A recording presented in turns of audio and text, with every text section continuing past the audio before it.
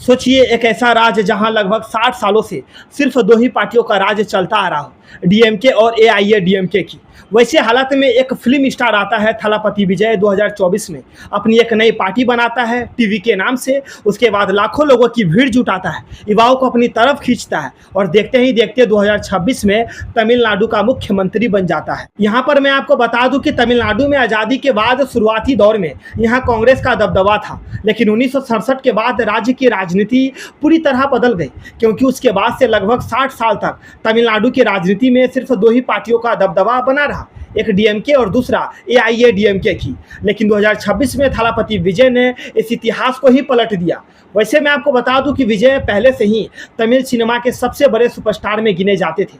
उनकी फिल्मों का क्रेज लोगों में इतना था कि लोग उन्हें सिर्फ अभिनेता नहीं बल्कि थलापति यानी नेता मानते थे। और विजय भी धीरे धीरे अपनी फिल्मों में सामाजिक और राजनीतिक मुद्दों पर खुलकर बोलने लगे, भ्रष्टाचार से लेकर बेरोजगारी तक। फिर 2024 में विजय इसी चीज़ को रियल लाइफ में करने के लिए सीधा एक राजनीतिक पार्टी ही बना लिया, तमिलिगा वेट्री काजगा यानी टीवी के नाम से। शुरुआत में कई लोगों को लगा कि ये भी बाकी फिल्म स्टार की तरह सिर्फ लोकप्रियता दिखाने आए हैं, लेकिन विजय ने राजनीति को सीरियसली लिया, क्योंकि उन्होंने गांव-गांव जाकर लोगों से मुलाकात की, युवाओं और पहली बार वोट देने वालों को टारगेट किया और खुद को एक ईमानदार नए चेहरे और नई पार्टी के रूप में पेश किया। यहाँ पर आपको फिर से एक बार बता दूं कि विजय की इसी मेहनत के कारण 2026 के चुनाव में करीब 60 साल बाद तमिलनाडु में सिर्फ डीएमके वर्सेस एआईएडीएमके की लड़ाई नहीं रही, बल्कि मुकाबला बन गया DMK versus AIADMK versus TV के।